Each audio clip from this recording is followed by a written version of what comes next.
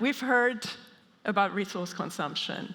We had heard, of course, about the need to address climate change, as we are already living in a 1.5-degree world currently. And we've heard about the necessity to integrate the wealth better into society, have a better distribution. The point is, we will now focus, or will continue to focus now, on the economic side of the circular economy. This is the economic system we are currently operating in. This is the economic system that we need to try to shape to become more just, but also to be more sustainable, environmentally sustainable in that sense.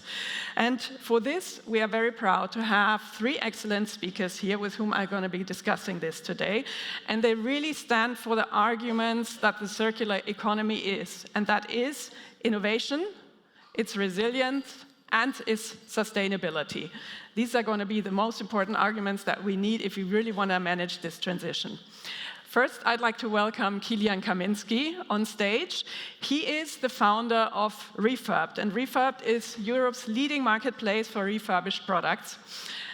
Kilian has a strong background in e-commerce and sustainability, and he's passionate about building scalable, that's important, solutions that drive the circular economy and reduce the environmental impact at the same time.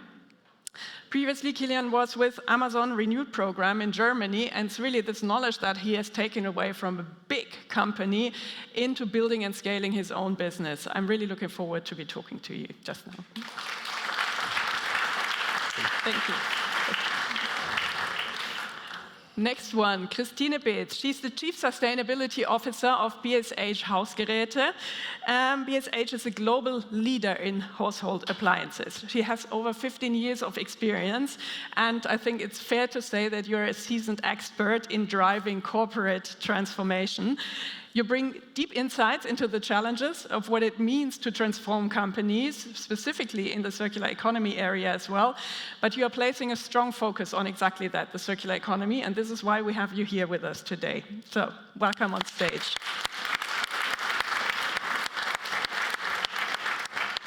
And then last but definitely not least, Jörg Lederbauer. He's head of circular economy, spare parts supply, high voltage battery, and electric powertrain for BMW. You have been with the BMW Group for 15 years in various management roles. I couldn't name them all because we wouldn't finish in time otherwise. Your current responsibilities lie with the recycling of non-series BMW vehicles, the spare parts supply for cells, battery modules, and storage components for high-voltage batteries. We've talked this morning already with Alexander about the important role of batteries in the whole circular economy discussion. Very interesting, you started your career with CNOC Automotive Technology in Beijing, China, so you bring these international perspectives with you. And I'm really happy and look forward to be joining the discussion with you.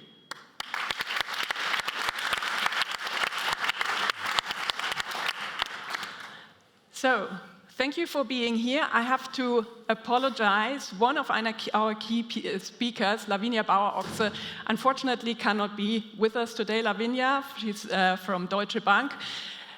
She called me yesterday evening at 8 o'clock and her voice really sounded miserable. She's been trying her best to be with us, but had to cancel at short notice. So it's just going to be us today, but it gives us more time to dive deeply into the topics that we have.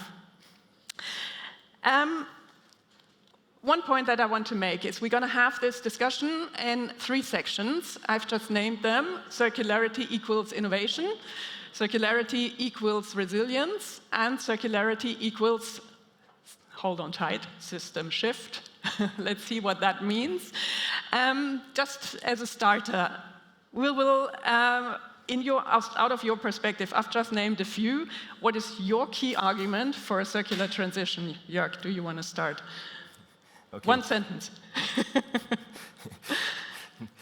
So I personally believe that a circular economy will not make only our world more sustainable, but what is also very important for enterprises, it will create new business models by focusing on resource efficiency and using secondary material. And at BMW, we have already proven that this is possible with a positive business case. Thank you. One sentence. With many commas. Christine. Thank you. Key argument for circular economy. I think it's pretty clear. I mean, it will not work for a long time if a steadily increasing world population consumes more and more resources from finite stock. This will not work. So circular economy is a must. Thank you, and for making us equal with the circular economy concept goes down well. Kilian, what is it for you? For me personally, there is no other option than circularity. I think we as a human society, we will not survive if we're not moving towards circularity, but also economy-wise, I think no company will exist in a couple of years which is not focusing on circularity. Yeah, thank you. We're going to start with the topic of resilience. Those of you who have been with us for some time now know that, and it was mentioned before, we really had to change our narrative as well. In the beginning, it was a lot about sustainability, obviously. Now it's a lot about resilience. It's about the availability of resources, the security of this supply. Talking to Joss before, it might actually be helpful that this narrative has shifted. So, Christina, I want to start with you. And let's not just go to the company level directly, but maybe take the more macroeconomic perspective. Our lead industries in Germany are really facing fundamental challenges on a whole range of fronts. In how far do you see that circularity can be a resilience strategy, also on the macroeconomic level? Mm-hmm. So indeed, as you said, the leading industries in Germany, they're really struggling. And all of you know the reasons for that. We have strong Asian competition, we have scarce resources, we have global supply chains that are highly vulnerable. So what do we need in Europe? We need new value pools, because if you're in the economy, you can notice it everywhere that business in the linear field is not as easy as it used to be 10 or 20 years ago. So we really need something new, specifically in times of crisis. I mean, more people have less money in their pocket. That means they have to rethink. And to look at it from a positive side, that opens up the space for new business models, for refurbish, for second-hand, for rental models, for pay-per-use models. So this is really an opportunity. And for me, it's clear, we in the European industry, we have a big benefit. We have high-quality products. So it's on us to make here really an opportunity out of it. The second perspective, or the second reason why I think circularity has really a pivotal role in that regard, in that challenging time, is, as you said, supply chain risks. I mean, all of you know that we, during the last 10 to 20 years, created global supply chains, which are highly vulnerable. And therefore, I think if we will be successful in increasing recycled content, in enhancing the recyclability of our products, this will make us more independent as an economy. And therefore, circularity really is the key for me to defend our #1 position in the world. And this is what I want to see. It's a key for our welfare, and I very much appreciate the welfare we have and enjoy as of today. So this is how I see it. Mm-hmm. Thank you. And now let's get a little bit more specific. What you name the different factors. What does that specifically mean for your company, for your business, and how do you, with your products, with how you set up your business models, how do you navigate these, these topics of material scarcity, price volatility, and so on? At BSH, we use here different levers. We have, for instance, a target to increase our recycled content, so really reduce the use of virgin material. We also have a specific target to improve the recyclability of our products, so that we are really able, in the end, one day in the future, to really bring back the product and use the material we already used in the first cycle. So those are two levers. We strongly engage in enabling and training our colleagues in production and design, because this is the very first and the most crucial step on the way, to really design products for recyclability in the end. We try new business models. You know that, Blue Movement, so you can rent big household appliances from BSH. We will bring it, install it, and take it back. We also introduced a business model, WeWash. It's a pay-per-use model to really see what could be, and in the end, what we need is an offer that is attractive for you. Yeah. So this is, we are working on the product, on the life cycle, on the durability of products, on the question, how could end-of-life solutions look like for BSH to really reduce also, of course, our footprint, and what could be, what could be business models in the future. Thank you, Christina.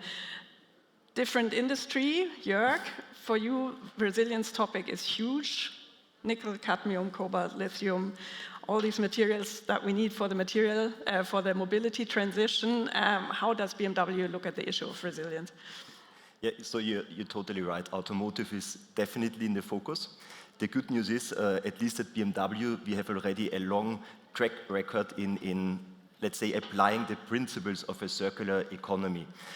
One I can mention is what we call secondary first.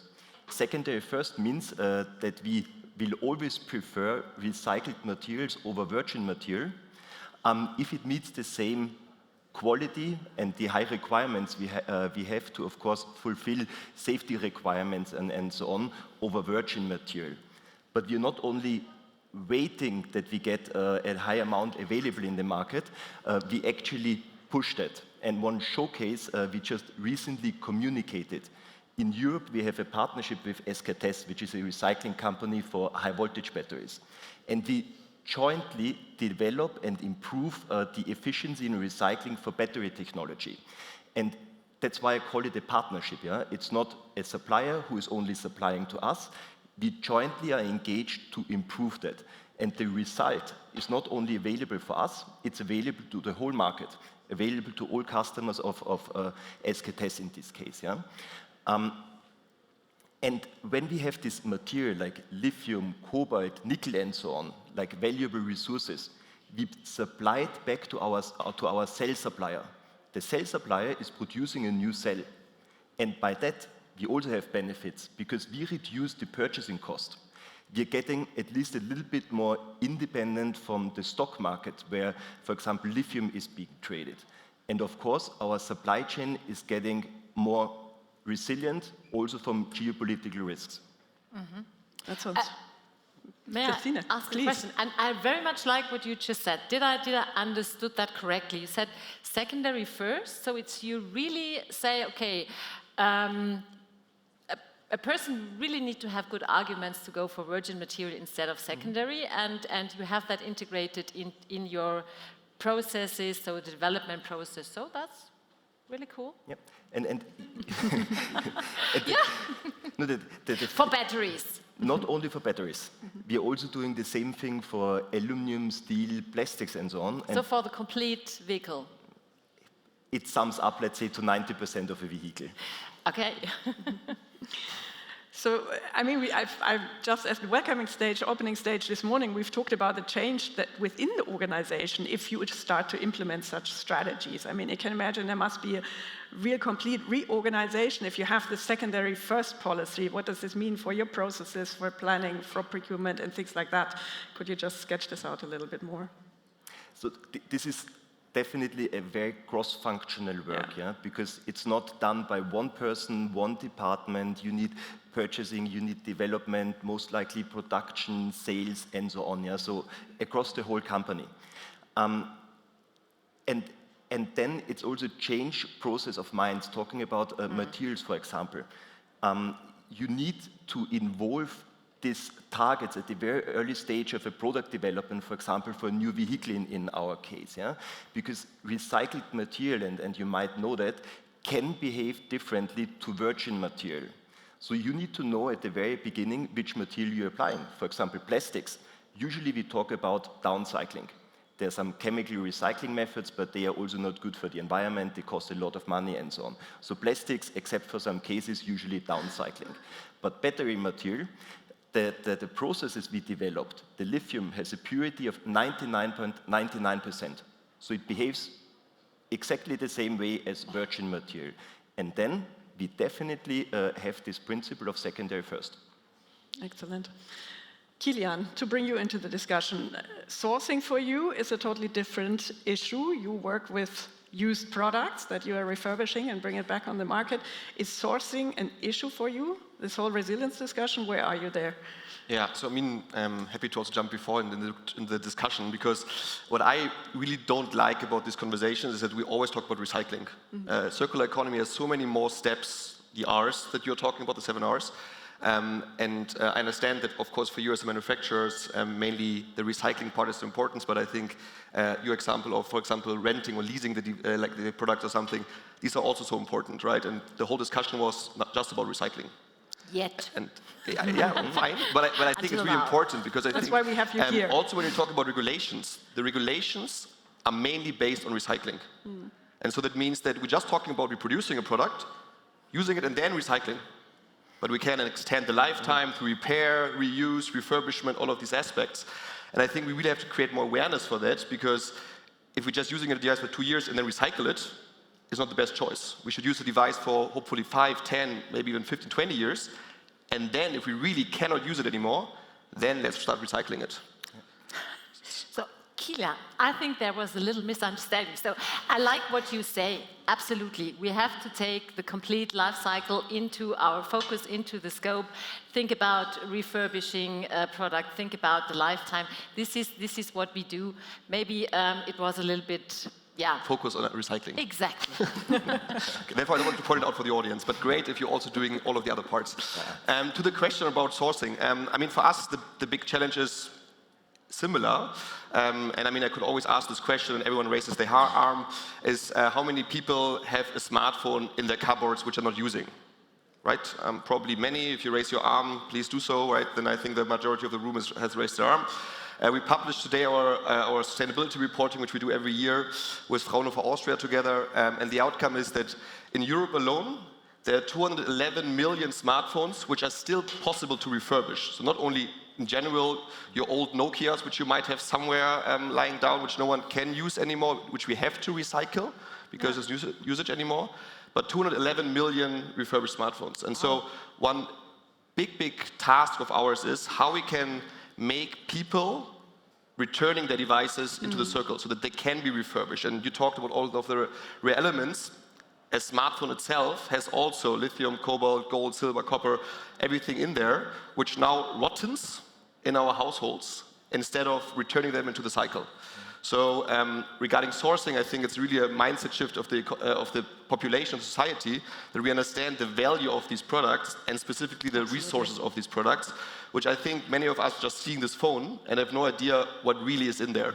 And therefore we also try as a company from really creating this mindset shift, explaining and educating also consumers in society about the benefit of enhancing the lifetime of a product, but also giving them a second life.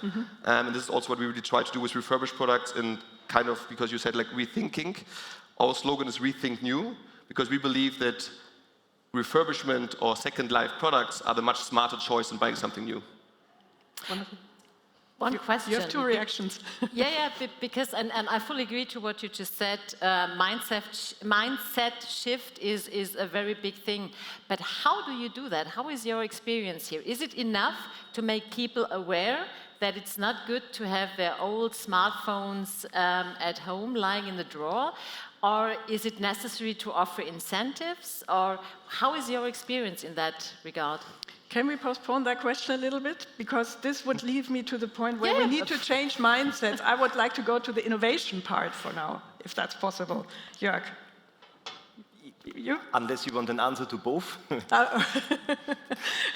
You want an answer to both? Then go ahead.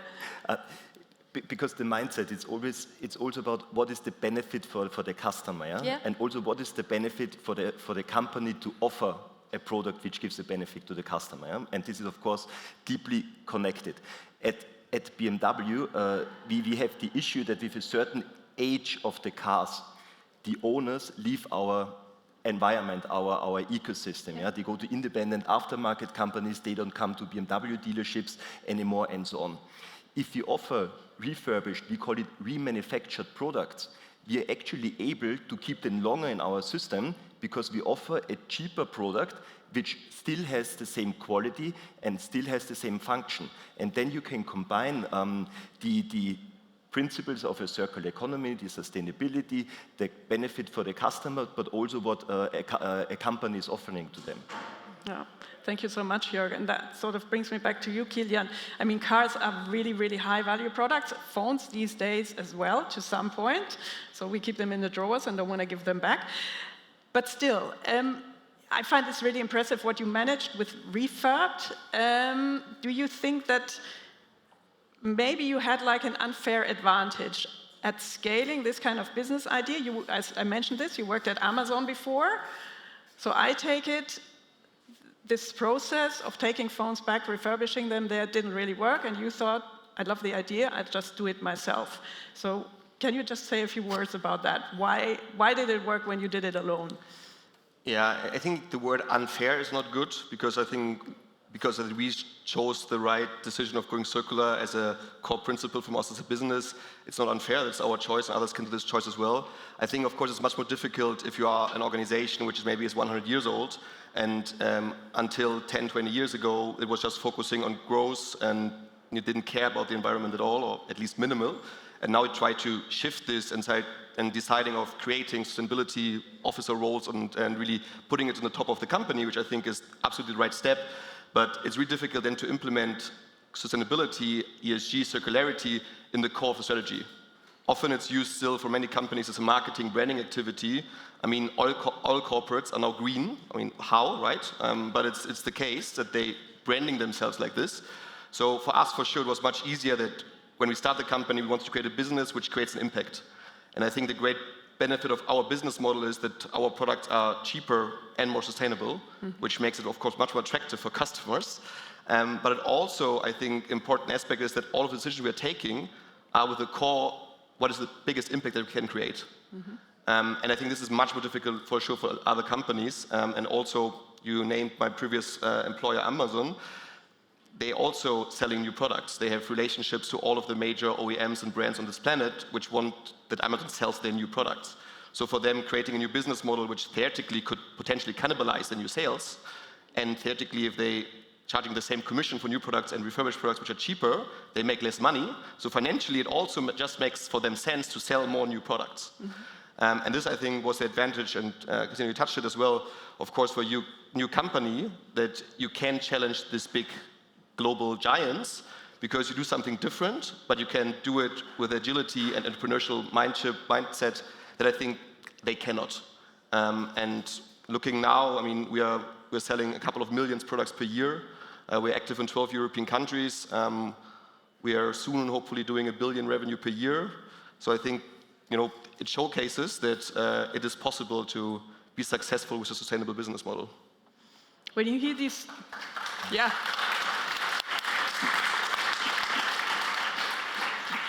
When you hear these success stories, in German we say that's Schnellboot und Tanker, right? When we have the startups, so I'm the tanker and he's the Sorry, Schnellboot. you are. Hamburg, yeah. Can you learn something from the Schnellboot? Yes, of course. And as you rightly said, I mean, we're a big company. We exist for decades. We successfully implemented the take, make, waste, and it worked perfectly for decades. So what we can learn from startups is, and we did with the introduction of Blue Movement, so this is our rental model, available in Germany and Belgium, and also with WeWash, so it's a pay-per-use model. We introduced small organizations. We did not integrate those units into the big corporate because then they would be dead by now, I'm sure. So we really took a startup as a role model to make sure that these new plant kind of can grow in a way. So of course we have to learn from startups, but on the other hand side, of course, we do what we traditionally always did. We work on the energy efficiency of our products, also on the longevity. So how durable, how can I repair something? How easy is that? How long can I buy a spare part, and how expensive is the spare part? So this is what we do in the tanker, and we have Yeah, maybe just one comment. I think also our industry wouldn't exist if there are manufacturers producing new products, right? I mean, at one point, if everyone would buy a refurbished product, there is no products to refurbish anymore. And so I think also for this, looking at OEMs, and in our case, we are doing not only electronics, but also household kitchen products, even sports equipment and kids equipment now. But looking at consumer electronics, it's really about manufacturers that they're changing their mind, and you're doing it exactly as you said, right? It's about how you design products so that they are more repairable. Yeah. And if you're creating business models, like you said, like where you're leasing devices or renting out devices, you're also motivated for designing it for long lasting, because you will get them back. And I think this is also a requirement which we're also looking on the EU regulation side about product design and product design requirements, which I think will benefit for the circularity in this regard. And if I may add one thing, it's really cool to see that refurb is such a success. It's cool for our internal discussion, because people see, oh, it's working. It's not, and this really very much helps in the discussions with various departments. You mentioned it, and you need all of them: development, production, quality, whatever. So this is really a big help for our internal discussion. Do you see it the same, Jörg? Yeah, and I think you can combine those two words, because BMW is, of course, very technology-driven. We are innovative and so on, or at least we tend to be. But we cannot transform the world alone, or anyone can transform the industry alone. So we need a strong environment which fosters innovation. We need startups which come up with new technologies or ideas which we can take over. But we have to be careful, because that's the difference between startups and someone who scale products. You need to validate the ideas. You need to ensure that product standards, safety requirements are met. And this is when a startup will also grow, and partnerships are essential for that. That's why we at BMW, we also engage in many networks where we foster technology, where we fund startups and so on, because this needs to be combined. Yeah. Thank you so much for putting this sort of cooperation and network part into the innovation discussion. I like that a lot. That's great. I want to shift a little bit more now to the perspective, and you've been touching on this already. I mean, the challenges are huge that we have in front of us. It's what we saw from the previous discussion on the ecology part as well. We really need system shifts. So before we go wild on the system shifts, let's quickly stay there. Bottlenecks. The framework conditions that at the moment are challenging. Quick dive into the regulation part. So we've covered it, but then I want to open the discussion again. So what can we do and be successful, despite the fact that we are operating in a linear economy at the moment? So Jörg, from your perspective, the systemic bottlenecks, what is it we need to address quickly? What is important, in my opinion, is that you always have a system approach. What I see nowadays in the industry is that regulatory and many stakeholders, they are engaged in optimization of a certain process step. But if you just optimize one process step, you will not become circular. You need, if you want to become circular for a certain component or process, you need to deeply investigate the whole value chain, each step. And let me give you some examples for automotive industry, for battery recycling and so on.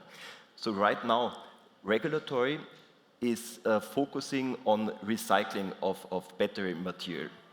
So we see, and that's a very good development, we see suppliers localizing in Europe for battery recycling. Maybe capacity is not enough, but it's ramping up, so that's a good thing. But then the next question comes up: what are you doing with the material, the result from recycling? So you need the value chain to produce a new cell.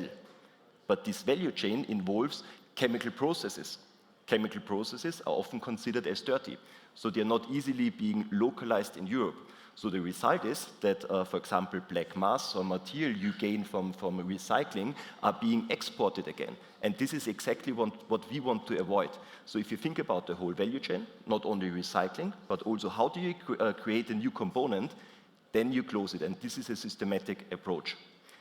And another example is, for example, regulatory is often working with obligations. You need a certain percentage which you need to apply in your products and so on.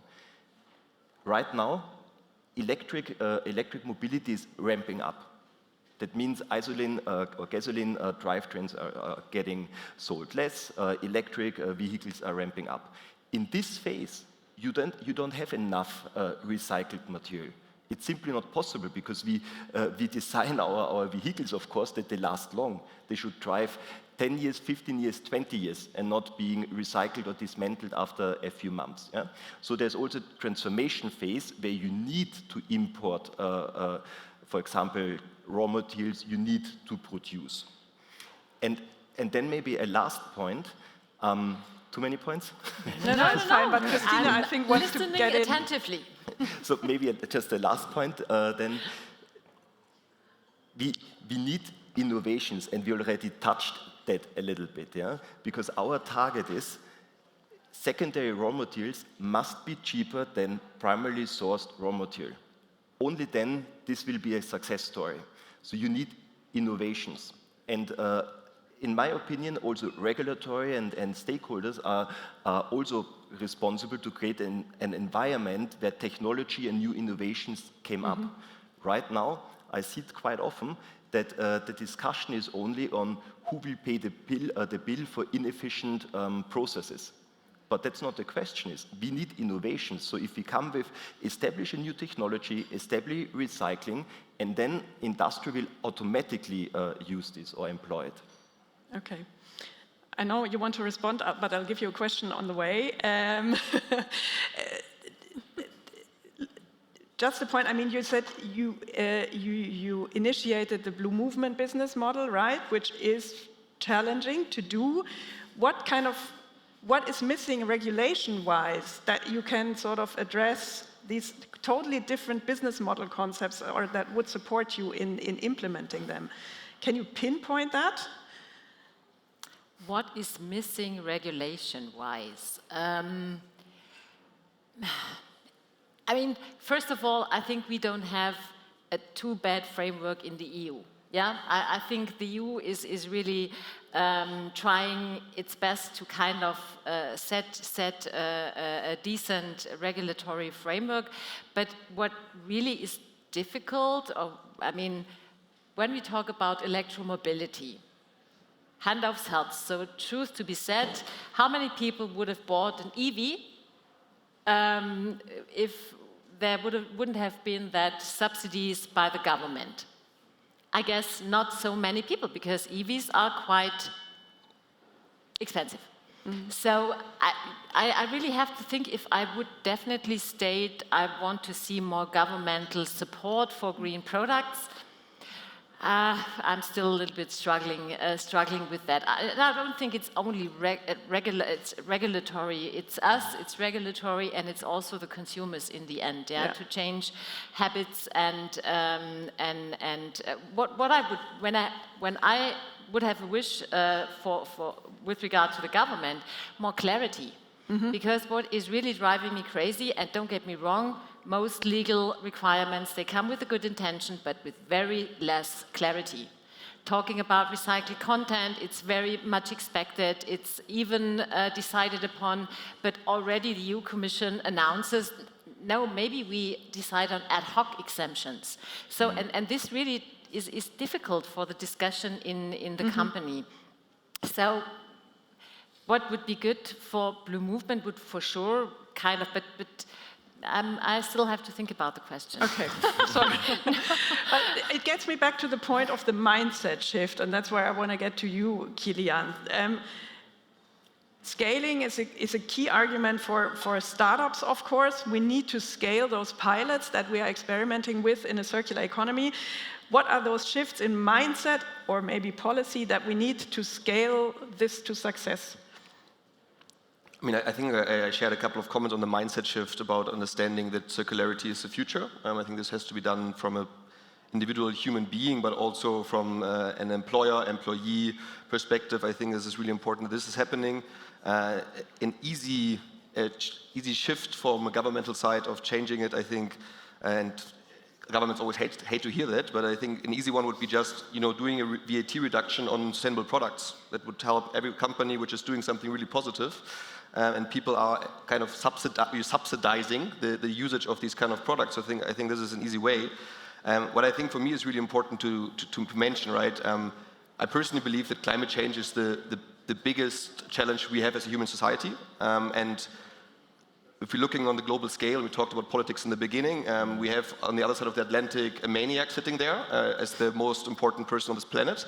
So he will not change climate change. He's a disbeliever in climate change. So I think there's a huge problem in this regard. The majority of technology, the advantage that we had in Europe, also in Germany as an industry country, we lost towards Asia or somewhere else.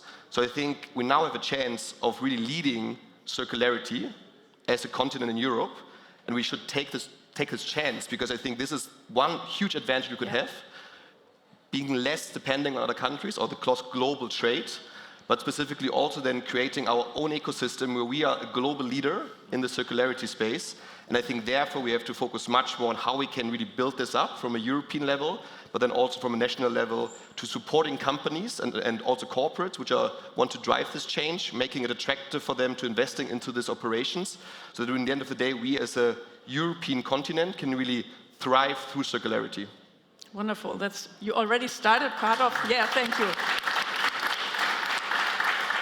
This is coming to the end. These are exactly those words what I wanted to ask you for, but wonderful that you already started with that yourself. So the challenge goes to you, Christine and Jörg. What gives you the most hope for circular scale-up in your industry? And now let's be concrete, what you're going to do to make it happen. Ladies first. Oh, thanks a lot. So what gives me hope is to see so many people here in the room. That's really energizing, and that's very positive.